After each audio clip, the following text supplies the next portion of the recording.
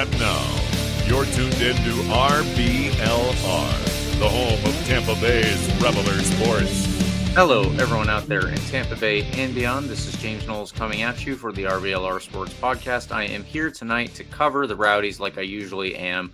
And like I usually am, I am joined by Carlos. How are you doing this evening?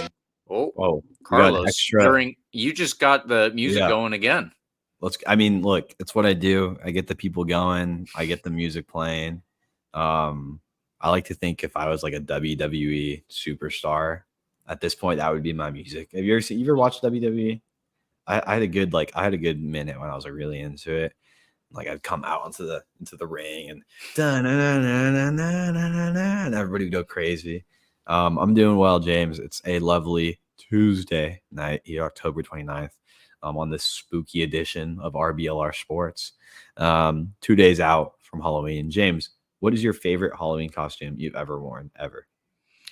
Oof, I was not prepared for that. I will just say that I have been one of the characters in Ed, Edd n Eddy. I have been the entire circus just this past weekend, and I have been someone who didn't wear a costume, which is a very, very clever costume for all of us who are very lame and deserve thumbs down. So of those, I'll go with the character from Ed, Edd n Eddy. Cool. There was one time I went all out and I found this like inflatable one for really cheap. And I don't really know what it was. I just know it was a peacock. And it was like an inflatable peacock. And it was sick. I don't know. That was my peak back in middle school when I found that costume. I was raking in the candy. It was a great time. Just like the Rowdies will be raking in these goals on Saturday, James. How about that transition? That was good. Last Saturday. James, plenty of Rowdies content to talk about here. Who really cares about Halloween? This is a playoff week, right? It's playoffs week.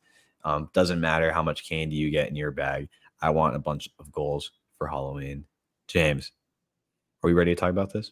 Yeah, let's get into it. This past week, after a 2-2 draw versus Indy 11, the Rowdies continued with their final game of the season where they beat Indy 11. 2-2 draw. You got it. We're going to get this done. All right. So first, there was a 2-2 draw. That 2-2 draw came against Hartford. That game was at IMG. However, it was followed up by a 3-0 win. That win was against Indy 11. It was also at IMG. We figured it out. We got to the bottom of it. At the end of the day, both games were at IMG. In our own standings, Carlos, you get a bump from predicting the win against Indy. I got a bump from predicting the draw against Hartford, which gives you 15, me 14, and Eureka on the bottom with 12. So maybe he will be the one who has to jump into the bay at this point. We'll see. To help us preview this game, because, Carlos, we do have a very important playoff match coming up here, we have decided to reach out and go beyond the expertise that you and I can offer. Which is a lot. Someone who has even more expertise than us. Can you believe something like that? That there's not many out there, but if I had to guess, I would certainly put Lewis Hilton into that category. Stick around, tune in a little bit longer. We'll throw his conversation into this episode, and it was a great one, James. I'll say that. We had a great time with him. Lots of Rowdies content, obviously, to pick from him. Talked a lot about the season, about the upcoming results, upcoming playoff game, obviously. He's always a great conversation, and I think we said this when we chatted with him. His second appearance on RBLR Sports incoming. Yeah, that's right. That's right. Good stuff incoming. Before we get into any of that, though, James, I'm going to tell everybody listening to like and subscribe to us on YouTube. Subscribe to us on whatever major platform you're listening to. We're there. Wherever you're listening to us on, we're also obviously there. So feel free to drop a follow, subscription. Always interact with us on social media, comments, replies. Always makes it more fun, I think, for James and I when we're interacting with you all. So feel free to do that whenever the opportunity comes up. Follow us at RBLR Sports on social media, Twitter, Instagram, Facebook, Threads, LinkedIn probably. connect with me on LinkedIn if you want to. I love LinkedIn. It's so much fun to mess around on that. We'll move on from LinkedIn though. Actually, by the way, I connected with Robbie Nielsen on LinkedIn the other day. That was fun. Nice. And Ryan Davis. That was also a good one. It was halftime of the Hartford Rowdies game, and I got a accepted connection request from Ryan Davis. And in my head, I'm like, he's just like me. He's scrolling social media at halftime of the game. Like, he's announcing it. He's like, I'm going to take a break on my phone. Good man. James, more importantly, let's talk about these games that we played this past week, albeit briefly to save some time for this Lewis Hilton interview. And more importantly, talk about the upcoming playoff game. James, you want to take us into that quick recap of that game against Hartford? Yes, this is the game against Hartford, not the game against Indy like I started with, but we will do our quick recap of that one. As I said, it was a 2-2 draw. The starting lineup was Jordan Farr, Jordan Doherty, Freddie Kleeman, Aaron Guillen, Nick Moon, Danny Crisostomo, Lewis Hilton, Blake Bodley, Leo Fernandez, Cal Jennings, and Josh Perez up top.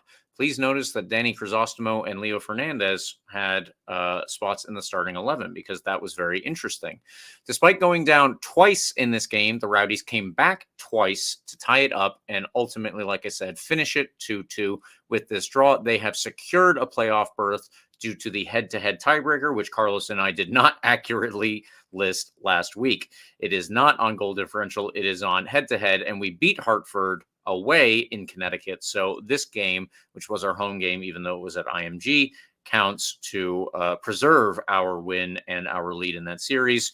It did not matter what happened. Well, it mattered in terms of places, but it did not matter what happened in terms of results to get us into the playoffs on Saturday.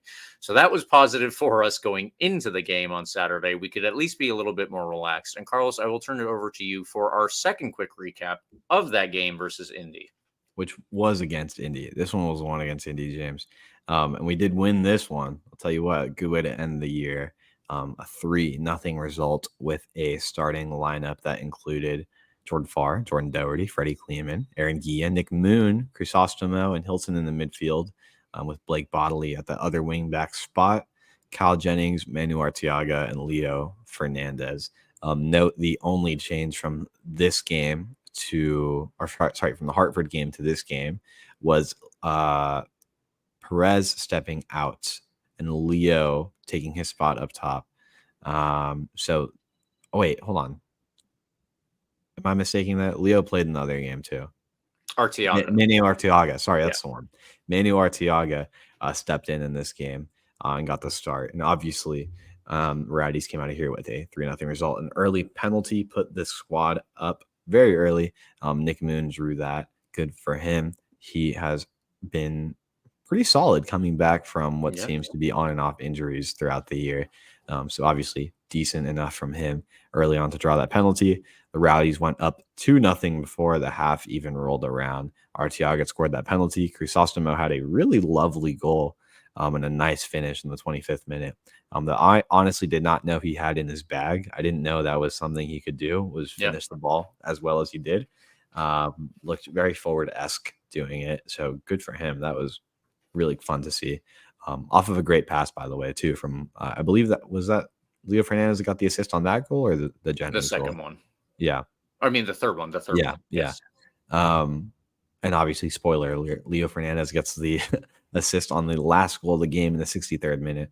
Cal Jennings continuing nice little back-to-back streak here of goals in games. He's been quiet in this kind of really, really poor run of form for this squad. Hasn't really found their footing in the middle of the year and towards the later end of the year. But look, if there's a guy you want scoring goals, it's Cal Jennings and Arteaga up top. Obviously, right, your strikers. Leo Fernandez is finding his form. This is good stuff. So Cal Jennings back-to-back goals to close out the year. That's what we need from him, obviously, going into the playoffs. So good result against Indy. Danny Crisostomo, by the way, named to the USL Team of the Week for his performance. Well earned. I'm not sure if he's had one this year, so I'm not going to say it's his first officially. But if he has had one, I can't remember when it was. So either way, congratulations to him. That's fantastic. Your final standings update of the year: Louisville obviously comfortably finished in first place. Charleston in second with 64 points, 12 points. 12 points behind Louisville. Detroit snuck their way up the table, finished in third place with 56 points. Indy 11 finished in fourth with 51 points. Rhode Island, another team that snuck up the table, in fifth place, 51 points. And your Rowdies in sixth place with 50 points. North Carolina somehow managed to get into the playoffs despite what seemed like not a great year for them, with 48 points. And Pittsburgh tied with them, but finished with that last playoff spot, 48 points. Birmingham, Hartford, Loudoun all left out in what was a pretty interesting run to close out the year, at this bottom part of the playoff standings. Miami, notably, conceded 89 goals this year. That's 38 more than the next worst team in the Eastern Conference, which was Birmingham, who conceded 52. Arguably one of the worst teams of all time in the USL. And I'm sorry that they had to go through that, but it is historically bad. Not as bad as, what team was it? It was one of the Caribbean USL teams that went Yeah, Antigua Barracuda. They got 0 points in the entire season. Miami is 3 wins and 2 draws better than Antigua Barracuda. So not the worst team in USL of all time.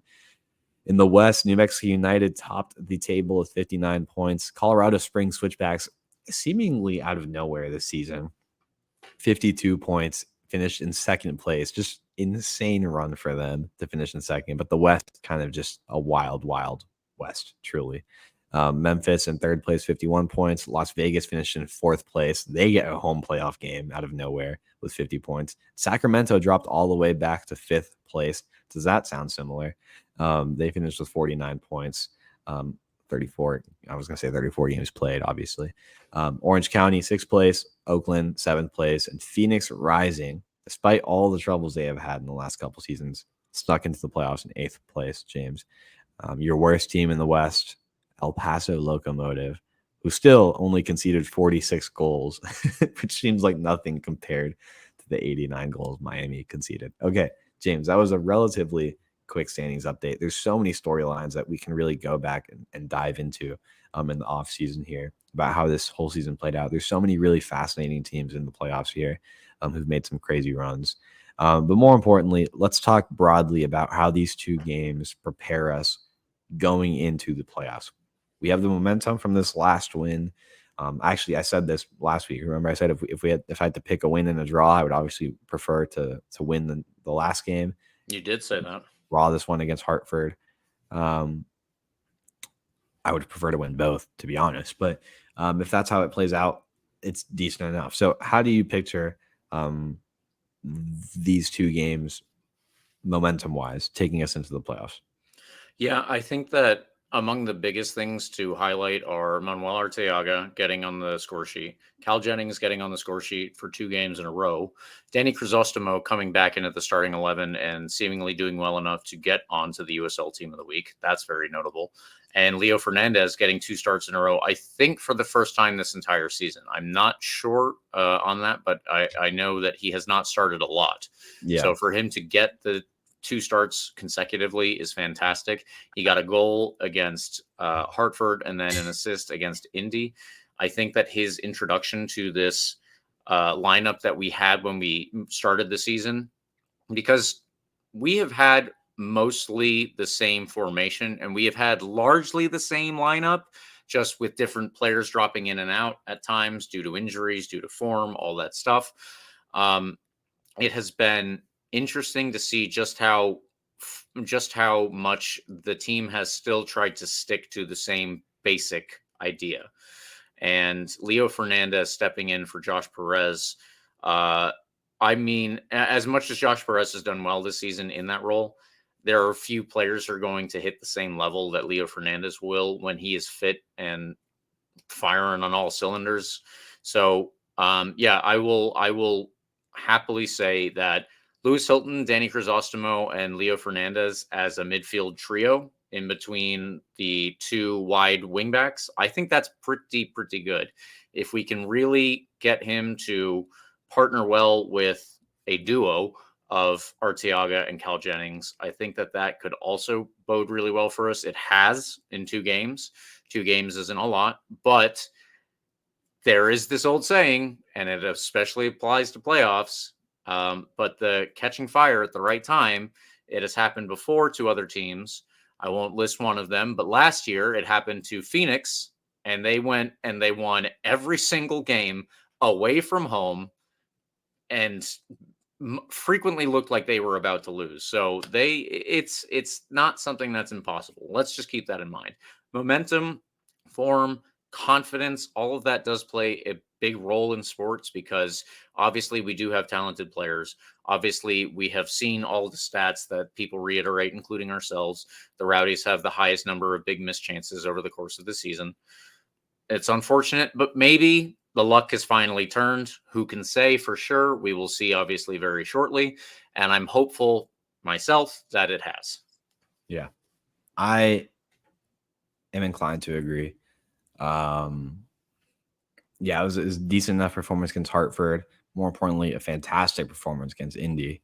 Yeah, there's not a much better way to close out the year. The roster is there. Maybe that luck has turned for the better, which, obviously all the luck in the world is welcomed for this team. But yeah, that run for Phoenix last year was wild. Why not us as well, right? Who knows? There's a very real world in which we win this game. Pittsburgh beats Charleston, and we host the second round playoff game.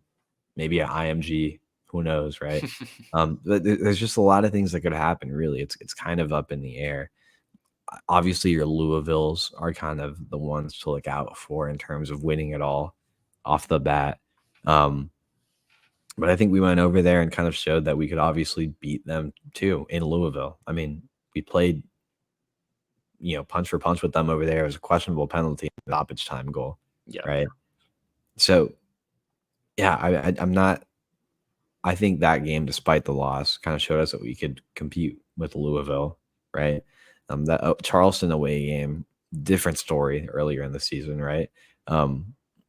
But if that's what it takes, right? If we win this game against Detroit, go to Charleston, we'd still do it. Like, this is a team has the momentum they need right now.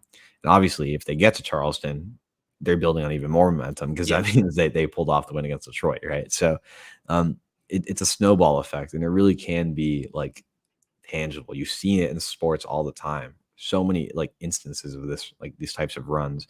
And this wouldn't even be like that unprecedented, right? You look at Phoenix Rising, you look at the fact that this team is actually like as good as it is. It wouldn't be like massive upsets. Do you know what I mean? Yeah. The Rowdies going into Charleston and winning would not be like this massive upset of like this underdog story. The story is that, all the adversity they faced with the hurricane and kind of this like all the turmoil and the change and this midseason really poor run. But you look at the roster and you ignore what happened this season. If you're just looking at the playoffs, like it wouldn't. None of these teams that the Rowdies have to beat would be massive upsets or anything.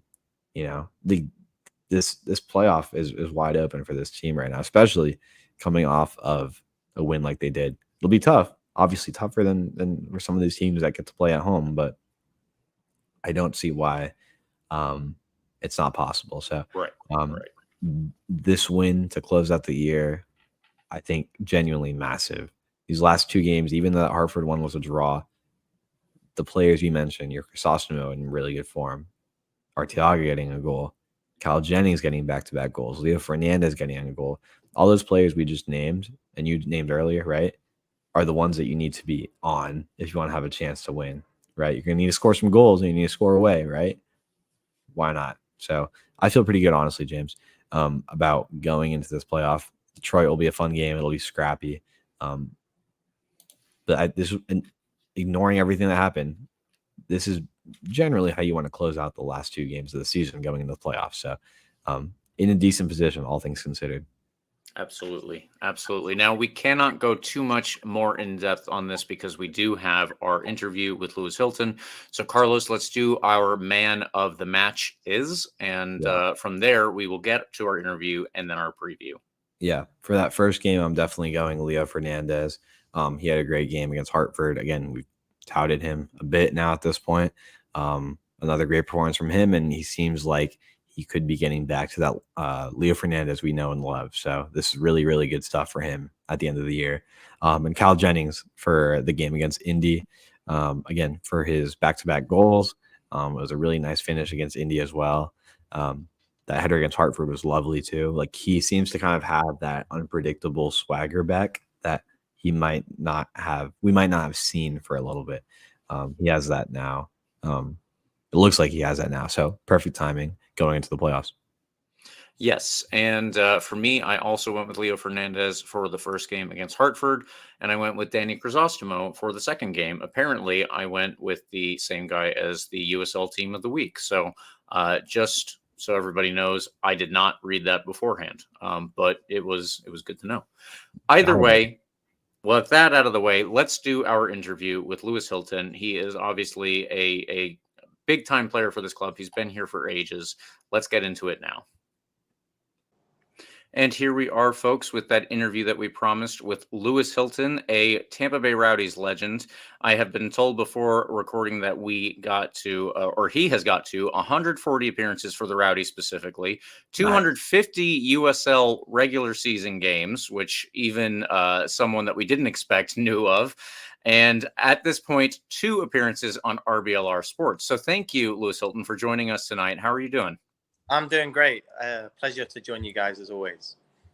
Well, like I said, we do appreciate having you on. We always appreciate getting to talk to Rowdies players, coaching staff, whoever we can associated with the club, because that gives us a lot of insight that we probably would not be able to have on the basis of just Carlos and myself talking. That's usually not as good an insight for a professional soccer team. Oh, I think you're overlooking my extensive FIFA experience on my Xbox games. I feel like that gives me, and then Lewis could probably agree with me. I think my FIFA career mode is probably similar to the day-to-day life of a professional soccer player, but I digress to Lewis. Lewis, how are you?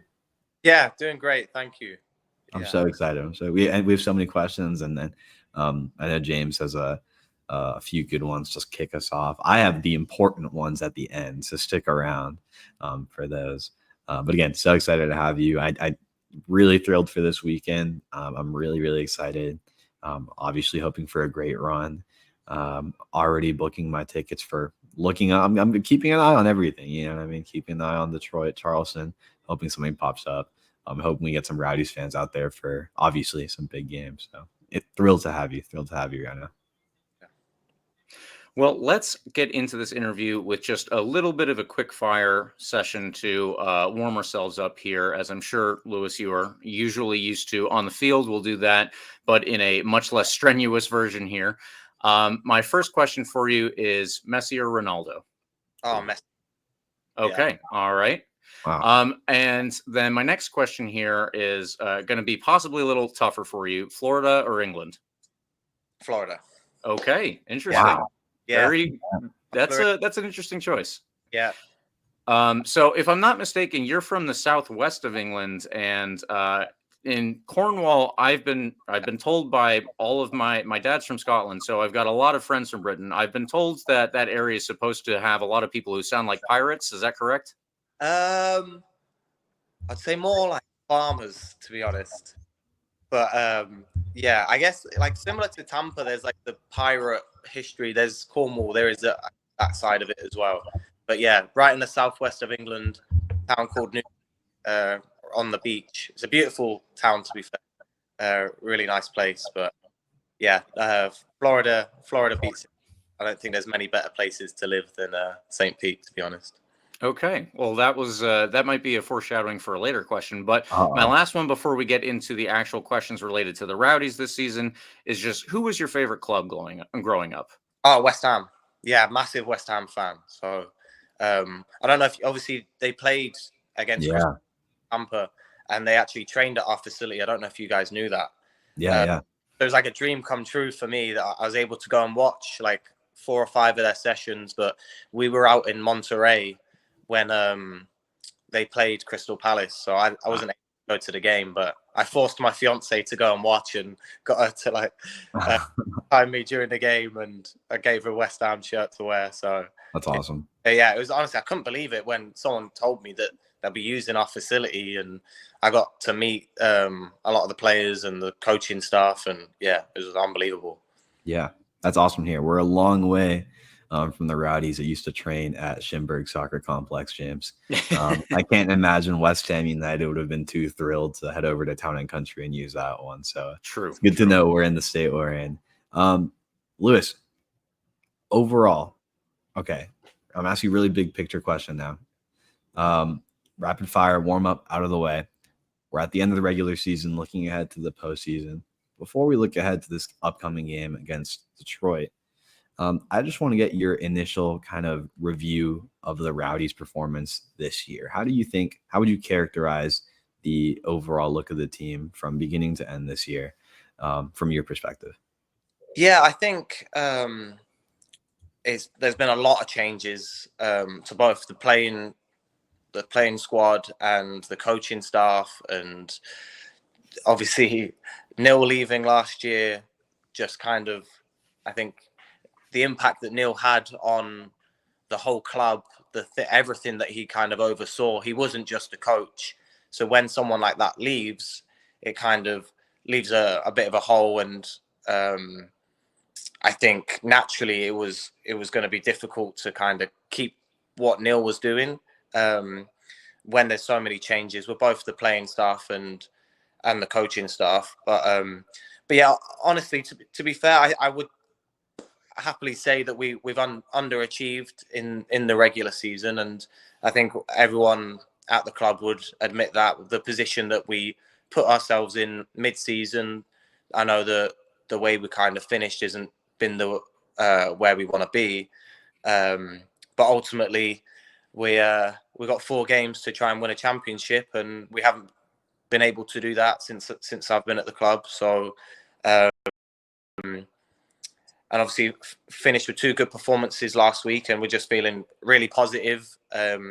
We believe that we can go and beat anyone, and we've shown that throughout the season with the results that we've had at times, and we're feeling really confident. And if anything, maybe a little less pressure on ourselves when we finish first or second in the East, that kind of you got that target on your back, and I think that might work in our favour. We'll go up to Detroit with maybe a little pressure on ourselves and less expectation, I think. So just really positive and looking forward to this weekend. And that's the focus. And obviously when the season's all said and done, I think we'll kind of review the big picture stuff more so.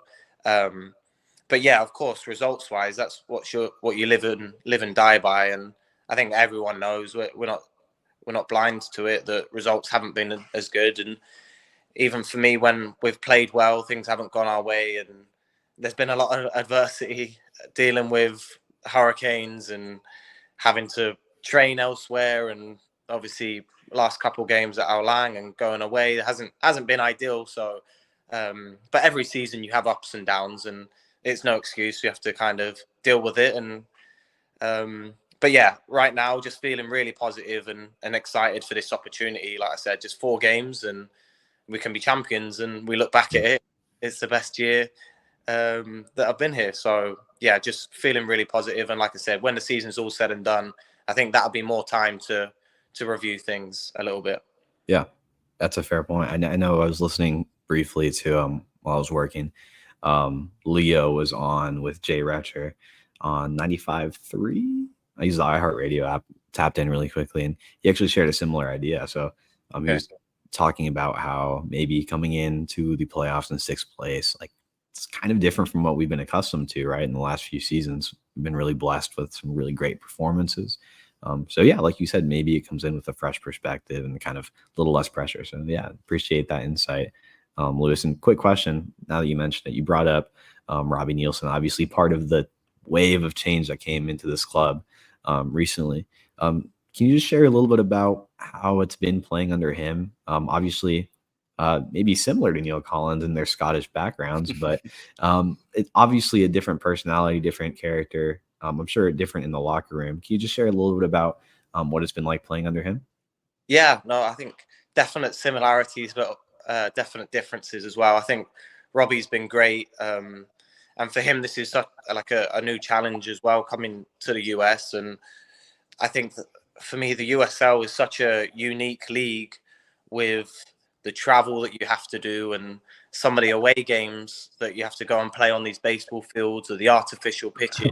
And for someone who hasn't been around it, like I think it takes time to adapt, and like without going to Pittsburgh away or to Detroit away or to Oakland, without doing it, you don't really know what you're kind of getting yourself into. But I think Robbie's been great. And I think obviously the similarities with the system that we play, but also Robbie's like very different and the way we train and his personality. But I've really enjoyed playing for him this year, and I think all the players have so much respect of the career that he's had and the level that he's coached before.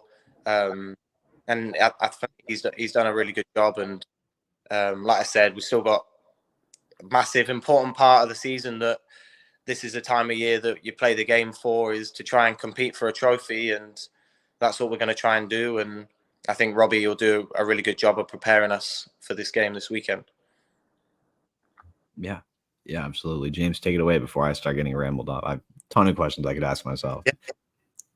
Well, I wanted to get in touch with you about this question specifically, I guess, because there has been a fair bit of turnover in the Rowdies midfield as well, not just due to injuries, but also due to players coming in and out of the club at different times, players going up and down in form and that kind of stuff. So you started the season playing as a central midfielder who was on paper partnered with Danny Crisostomo, but Danny was more of an opposite role to Josh Perez, it often looked like. So how has it been adapting to this new system with Robbie Nielsen and then playing with Danny and Josh? And I guess recently that has also morphed into, or at least the last two, it has morphed into Danny Crisostomo back into the starting midfield, and then Leo Fernandez, a longtime Rowdies player, starting in the as more of a roving midfield role.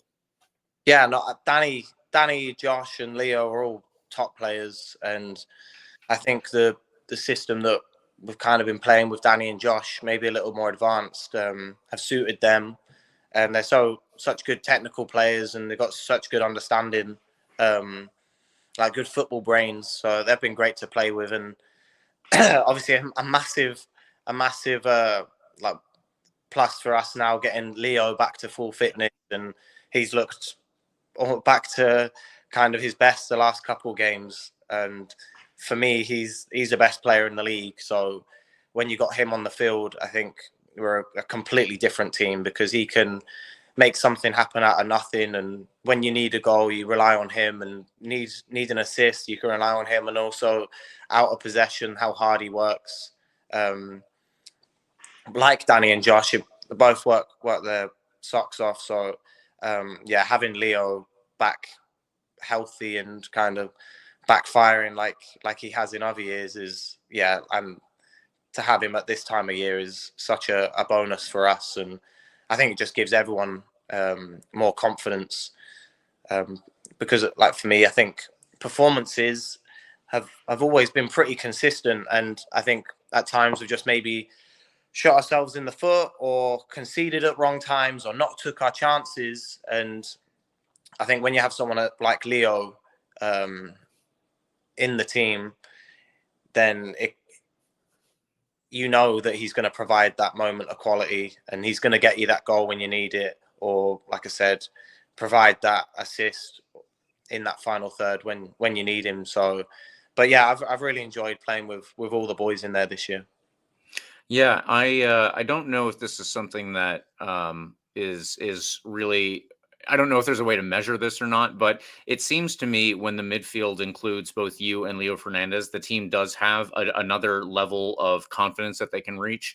I don't know if that, like I said, there's no real way that I could point to that and measure it, but it's a very vibes type of thing. But I have felt that the other midfielders that you've experienced playing with this season have all been on the younger side. Ben Bender came in on loan, but prior to that, it was a lot of playing time for Nate Worth, who was signed to the club on a permanent basis, but he also joined late. So I guess my next question then is, what is it like playing with the younger players, especially Nate Worth, who is 18, 19, whatever his age is. He's extremely young for a professional player in the United States. I know that's a lot more common elsewhere, but here we don't see that as much. And the Rowdies have definitely made a big point to play a lot more youth players this season. That's something that Carlos and I talk a lot about. So I wanted to get your opinion and your perspective as well. Yeah, no, I think that's one of the changes also that's kind of happened. I think we've always had some young guys like Tate Johnson and Santi Castaneda, who's now in Germany, doing unbelievably well. Doing so well, yeah. And obviously Tate's doing well at UNC Chapel Hill as well. Both unbelievable lads. And I think the club have tried to tap into the potential of young players, maybe more so than other years. And yeah, I think Nate is definitely one of those top players in the country.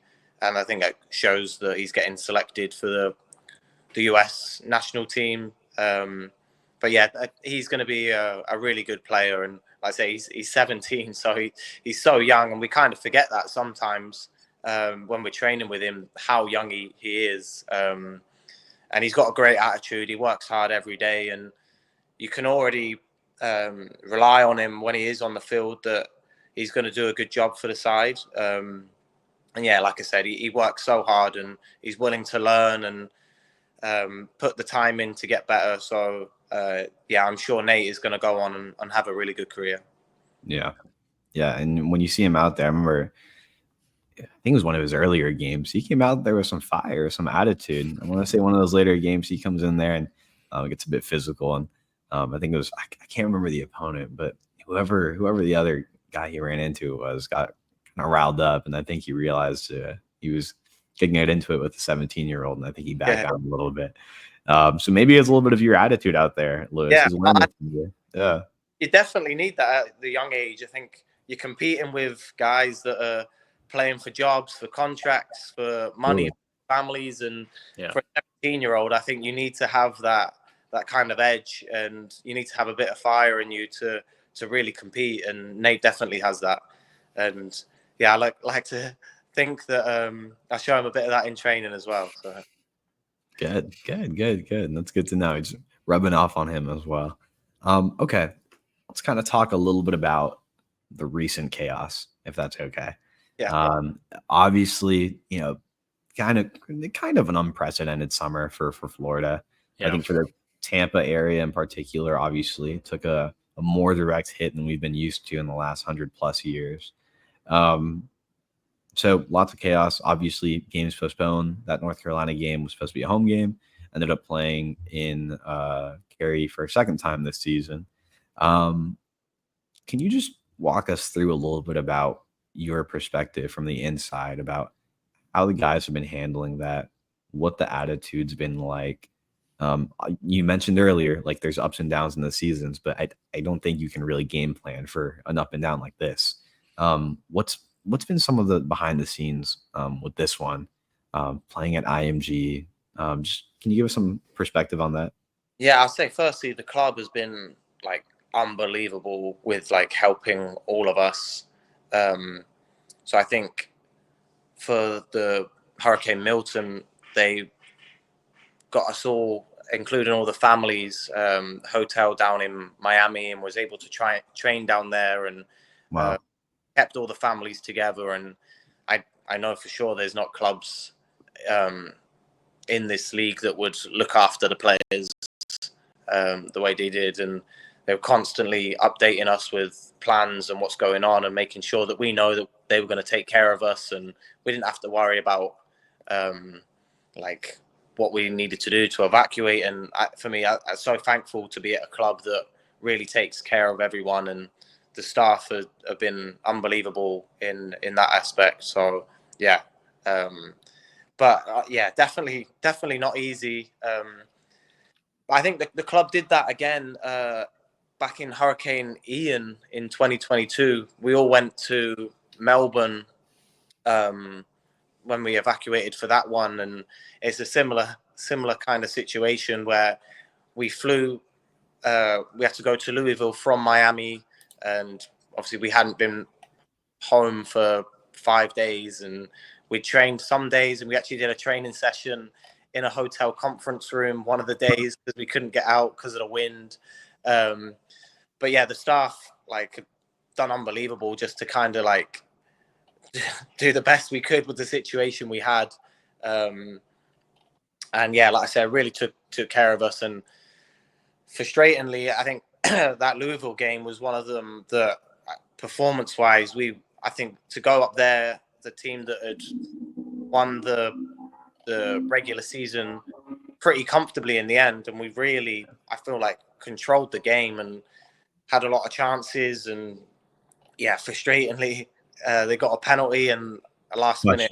Like, yeah, so frustrating because I think we thoroughly deserved that. Coming off the week like we had kind of shows the mentality of the players to go up there and perform. And I think we got to the hotel maybe 1 a.m. the night before the game, traveling from Miami, and to go and put a performance like we did up there, and to get nothing out of the game is so frustrating. But again, it shows the mentality of the players just to go up there and get the job done. And yeah, of course, it's frustrating to not be able to play at Ao Lang because I think we'd been away for a long stretch anyway. And obviously at Ao Lang, we're so comfortable with the playing surface in front of the fans, and it's the best stadium in the league. So of course we want to be back there, but obviously we know the situation and a lot of people are so much worse off. So again, I'm just grateful for the club to do the best that they could and to go down to IMG, which is a good facility that we're familiar with as well. I think the 2 games that we played there were good performances, and yeah, for me, we should have won both games, but yeah, a good performance on Saturday, and everyone feeling positive going into this weekend. It's awesome. Yeah, I think that this was these last 2 games were among the best performances that I've seen in a good while from the team, and I think that was a real testament to either a change in attitude or a change in maybe even just scenery. It might be good to have a good place where you can play, like you said, because unfortunately Ao Lang is unusable at the moment. So all of that worked out very well in the end. But with IMG being what it is, it was good enough, and hopefully we'll get back to Ao Lang relatively soon. Of course, in the meantime, though, we do have playoff games coming up here, so I do want to turn to that before we move on from anything else here. And specifically, Detroit City is coming up. They have been called a tough team to play against, especially in Michigan. I would imagine that's true for a lot of reasons, from weather to the turf to the to the dimensions of the field. How are you guys preparing for this one? And without giving away the tips or the tricks of the trade here, what is the specific preparation that you would do for a game like this under these circumstances? Yeah, so obviously we went up there earlier this season and we ended up drawing 1-1, but I think again it was one of those other games where the performance-wise, I think we really dominated the game. And even the home game that we ended up losing, for me, it's another one of those games, and we really control it, and we have so many chances, and we just concede at the wrong times. And that's kind of been a little bit the story of the season. But we fully know what to expect. Like I said, we've been up there. A number of us have played there multiple times, so we know exactly what the environment's going to be like. And to be fair, I think the stadium is pretty run down, and it's definitely an older facility. Yeah. But it kind of actually reminds me of like the lower leagues in England, where the stadium is like an older facility in the middle of a kind of housing estate, and they get like quite a lot of fans there, and they make it a good atmosphere. So it's actually a lot of fun to go there and play. So we're looking forward to that, and we'll relish the kind of going there and being the enemy and a little bit the underdogs as the away team. So we'll definitely go and relish that. And yeah, they're definitely a physical team, and just like you say, the surface and how tight the pitch is means that you have to play a certain way, even if it's not the way you would ideally want to play. And especially in a game like this, I think the most important thing is the result, and you just have to play the way that is going to give you the best chance to get that. And we started a little bit of prep today at training, but we'll go into more detail. But obviously, playing there before, I know it's definitely going to be physical, and we're going to have to match their fight and their energy, and it's going to be scrappy. And we want to try and play the game in their half of the field. And we just got to be fully prepared to what it's going to be like up there. Yeah, I'm excited. It'll always be a good game against Detroit. It feels like, in this case, for the Rowdies fan like James and I, be a very stressful one to watch, like always. As less stressful as possible. Exactly. Yes. I'll tell Cal, get an early goal, and we'll make it easy. If you guys take care of it nice and early, James and I will be relaxing, enjoying a nice, easy weekend with what will certainly be a 9-0 win or something like that. Right. That'll be my official prediction. James, jot it down. I'll put that in for later. Okay. I think I could get into the playoffs. In a perfect world where it's just us conversing off the record here. You tell me exactly what's going on at training. You tell me exactly what Robbie's telling you that you need to do to win. But I'm sure we don't want anybody from Detroit picking up on that. So I'll save those for maybe at the end of the season. Who knows? There we go. Yeah. Okay, James, anything else before we wrap things up here with a potentially controversial question at the end of the pod? No, I think we might as well move into that here. So, I like I said, I got a potential answer from you earlier, Lewis, but I do want to do another little quick fire to end this. And the first one would be St. Pete or Tampa. St. Pete. Okay, yeah. There is going to be some controversy. But I would say I've lived in the St. Pete side for the 5 years that I've been here, and I live just on Central here. So, I love it. But obviously, Tampa's got some unbelievable areas. It's a great city as well. So I love them both, but I think St. Pete for me. Okay, gotcha. Well, living right on Central, that's a nice place to live. Yeah, that's a nice area. There's a lot going on over there. So lucky. I like that. My last question for you, Lewis. This will actually be my last one. I don't know why I didn't mention it earlier. We talked about that Louisville game, right? A frustrating one, but that goal, that was a good one. Where does that one rank in terms of your professional goals? If you have to list your top 3 goals in your professional career, you think that one's up there? Yeah, it's definitely up there. I think with the position I play, I don't get the chances that I get aren't easy ones. So most of them are from like that range. So probably been fortunate enough to hit a few from that area. I scored a couple for St. Louis from that distance, and then a couple free kicks as well. A decent one at Memphis a couple of years ago. But I don't know if it makes the top 3, but it's top 5 probably. Okay, good to know. We'll have to go back when in the off season when we're really stretched thin for content. We'll make a Lewis Hilton top 10 goal compilation. We'll see what we got going on there. Not too much 10, but awesome. Well, Lewis, James, you have anything else here? We wrap up. Carlos, if you wanted to ask the last couple of ones here that were we do listed. We do have some really important ones if you really want to get into it, just to really close things off. Best and worst hair on the team. Wow, you have put me on the spot. He's gonna make some enemies here. There was no I feel like we asked this last time we had a player on the pod too. There was no prep for this, no like, hey Lewis, this is what we're gonna ask you. I'm gonna this is harsh because he's such a lovely kid. Yeah. Bender, he just don't really do anything with it. Like I don't know. I don't really know what the style is, but best hair used to be Aaron Guillen, but now he's thrown it out a little bit. I don't know. Don't really like to compliment my teammates too much. Yeah, makes sense. We'll go Jordan Doherty. He's clean. He looks good. Yeah. I'll go with we've had some great hair on the team the last few years. I think the one, Yes, I mean, with the blonde, quite a lot of the lads going blonde. Yeah. Not my, but each to their own. So. Yeah. There's a couple of that. That's fun too. Okay. Best and worst music taste in the locker room. Oh. Or maybe just best if you don't want to make any more enemies. No, we can do it. I'd say Leo is quite often the DJ, and he kind of plays a bit for everyone. So I'll go Leo best, and worst, I think Nick Moon. It's like indie, like a bit like different.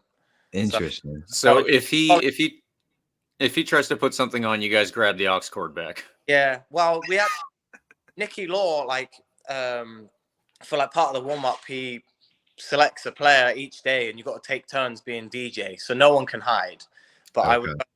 Nick Moon's got interesting taste in music. So, I could see the indie vibe coming off of him. Now that I think about it, I feel like that makes sense. He's what?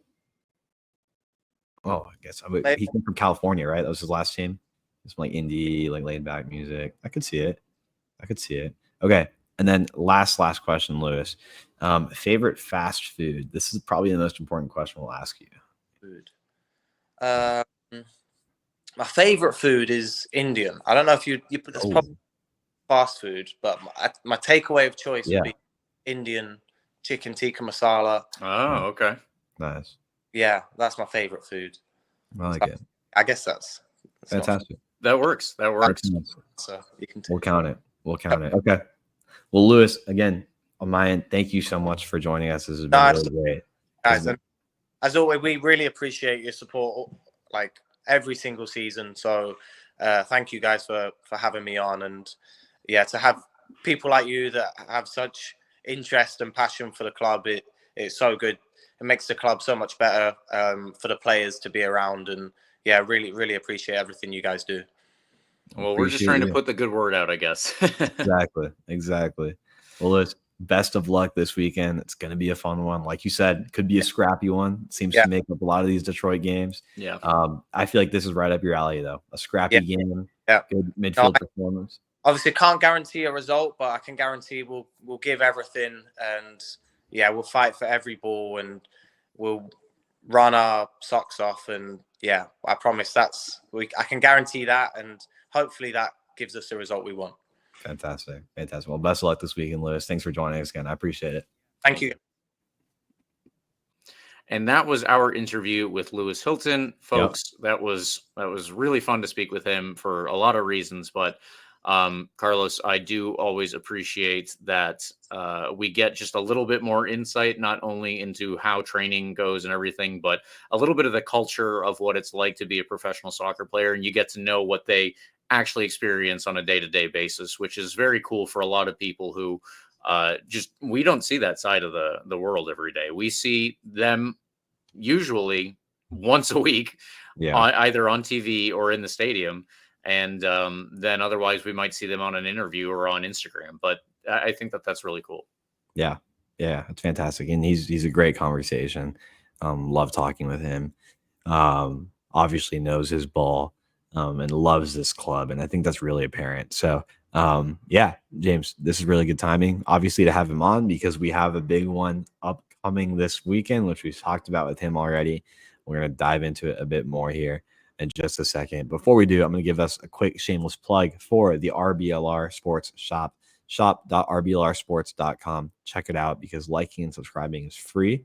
But if you need some new threads, you can support this podcast by heading over to shop.rblrsports.com and checking out all the fun designs. The link is in the description. Use promo code COYR for 10% off your order. Plenty of good stuff over there. Okay, James, more importantly, Saturday playoff preview. We're playing against Detroit City FC. Lewis Hilton talked about how it could be a scrappy one. We've talked a little bit about how it seems like those games against Detroit always end up being a little bit scrappy. Yes. It feels like characteristic of the stadium, right? Which he mentioned, it's kind of old, rundown team. Detroit as a city kind of has this attitude of being almost like kind of like Pittsburgh, right? It's kind of like scrappy city, right? I feel like their team characterizes the city very well. And it'll be a fun one. I think Lewis Hilton in particular loves these kinds of games. It's kind of his position. He's a scrappy player in the midfield, and he does it really, really well. And with some elegance too. He has like that nice balance in the central midfield. Keyworth Stadium, 7 p.m. Detroit City FC versus your Tampa Bay Rowdies, live from the state of Michigan, which will also be a focal point next week for other reasons outside of soccer, if you follow politics. But Detroit City, more importantly than the political world, plays your Tampa Bay Rowdies. Detroit has only lost one game since the start of August, putting them in third place. It seems like a world away when it seemed like we were comfortably ahead of Detroit City.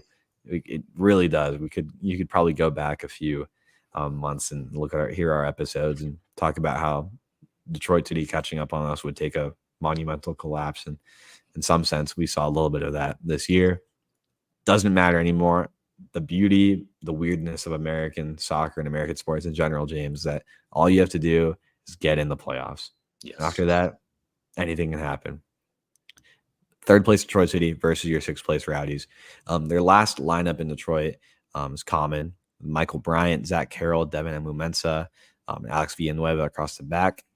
From them, you should see Abdoulaye Diop, Ryan Williams behind Connor Rutz, Maxi Rodriguez, who seems to be their star boy so far this season, and Reese Williams up top.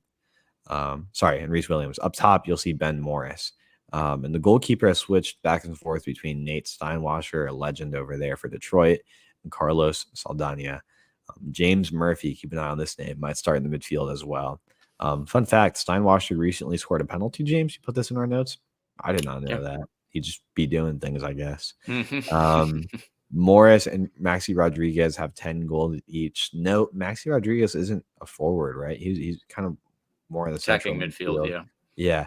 And he's just kind of taken over that role by storm. I've heard this name many times. I knew who he is as a player. Not the Argentinian one. Not the Argentinian one. Different Maxi Rodriguez. But a player that I didn't know had this in his bag. And he's kind of been, I think, one of the revelations of the season in USL has been Maxi Rodriguez's attacking prowess.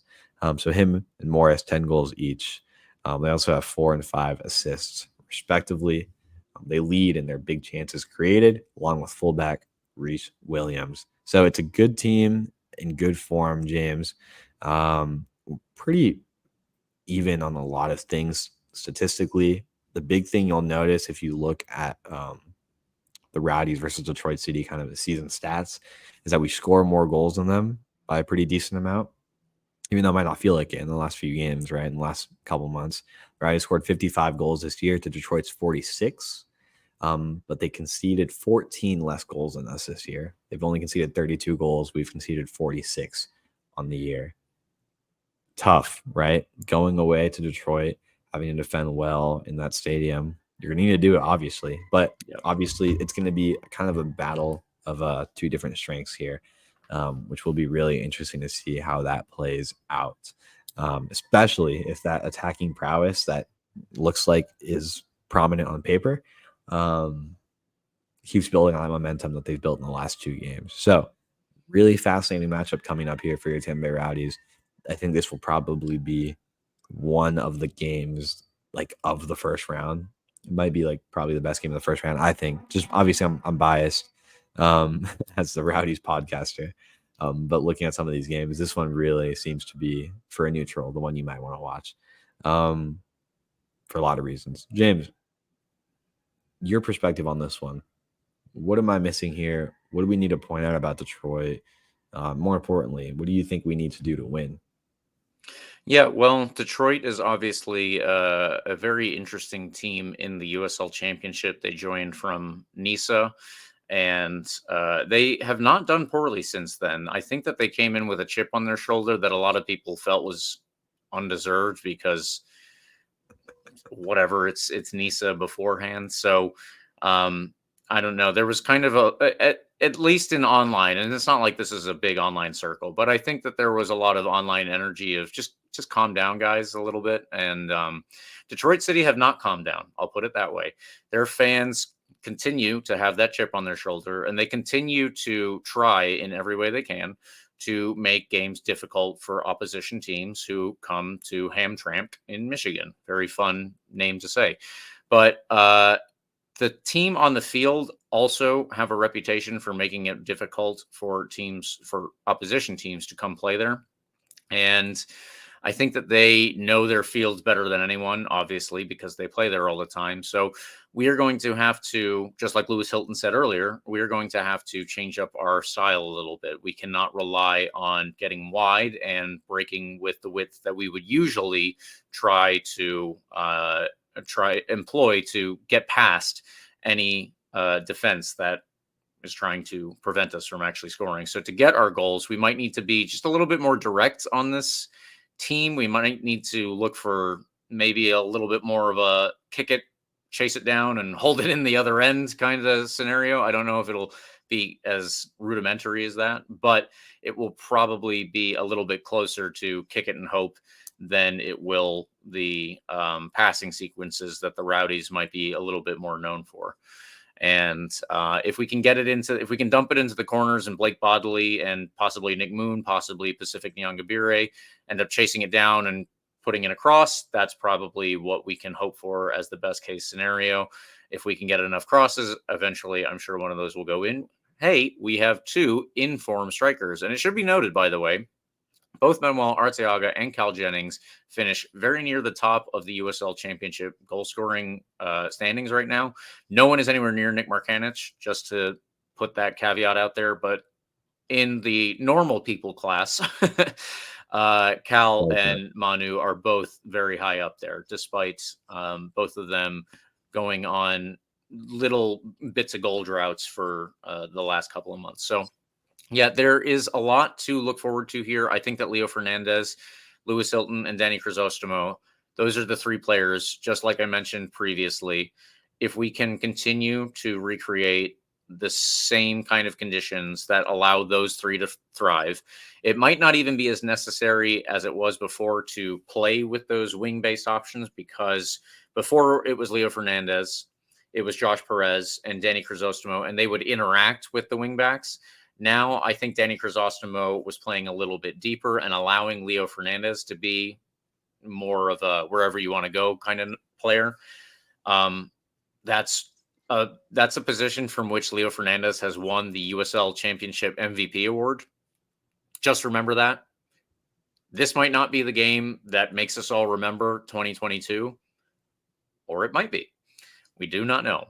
I think that we are giving ourselves all the timing of everything, including returns from injuries, especially.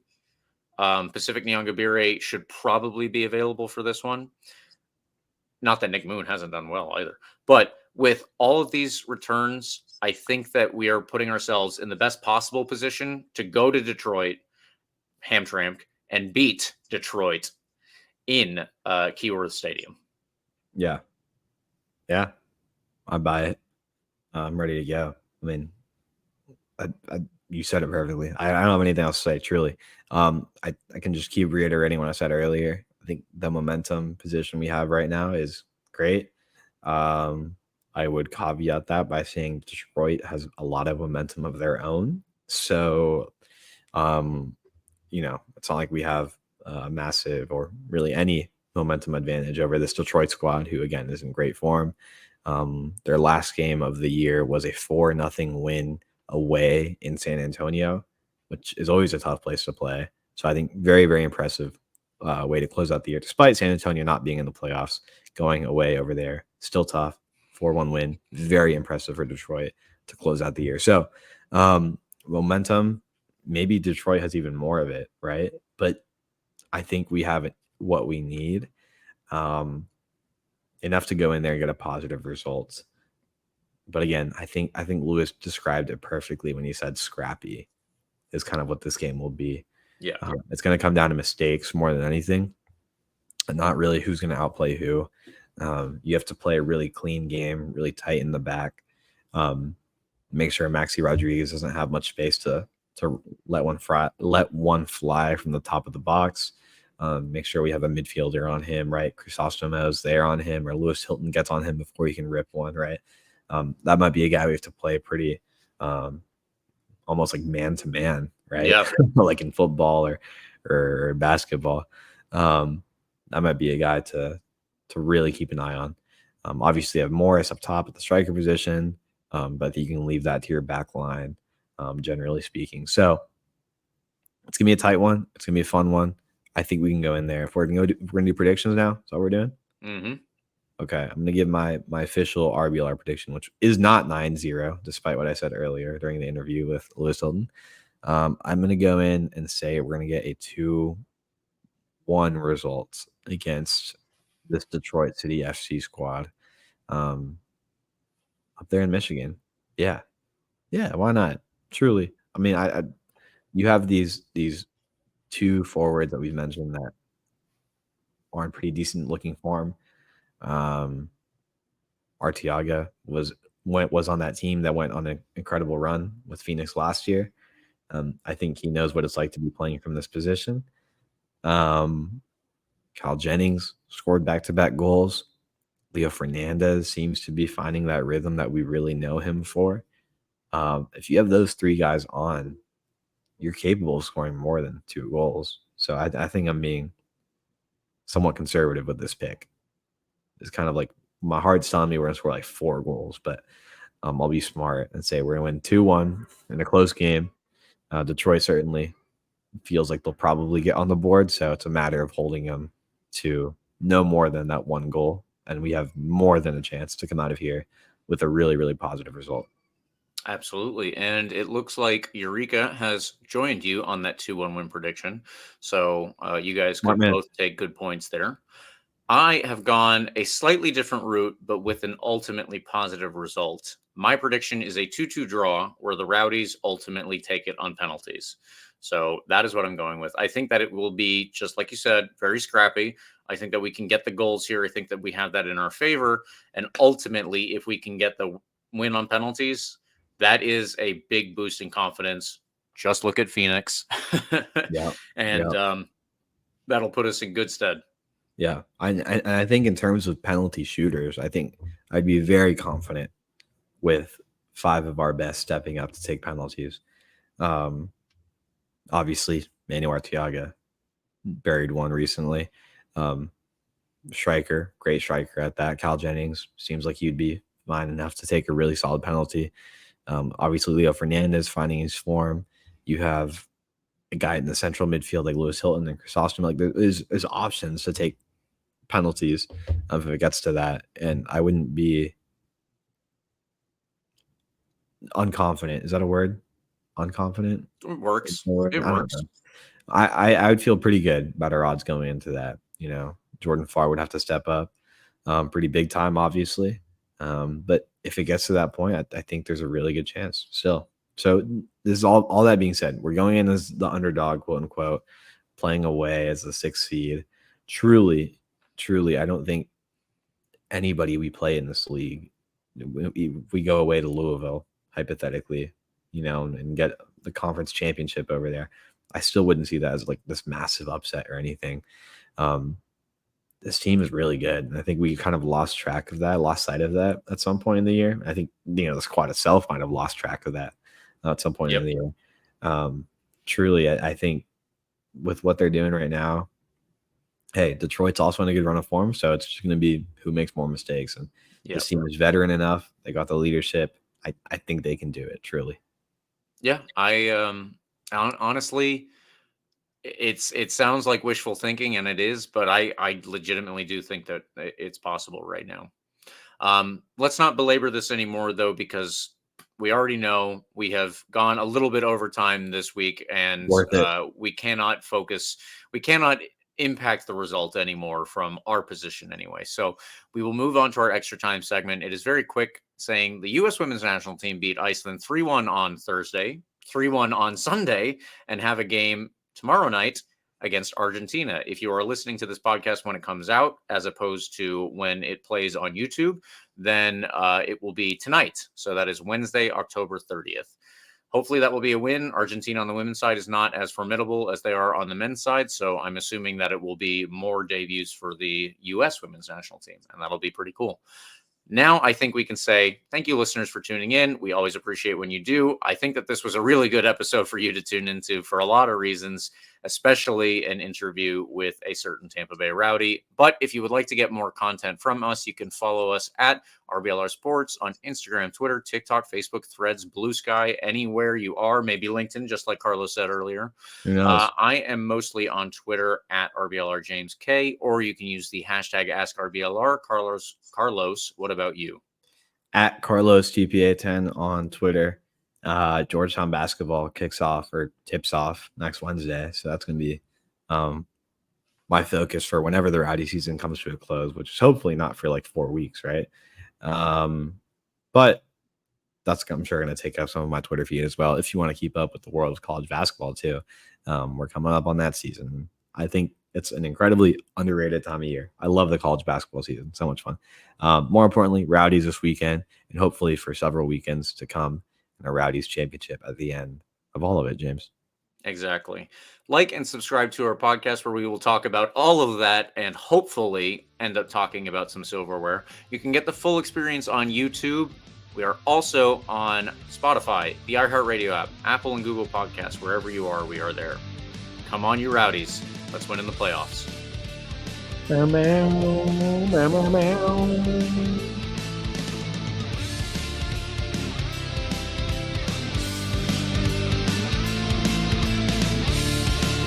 Thank you for tuning into this presentation by RBLR Sports. On your way out of the stadium, please remember to like and subscribe.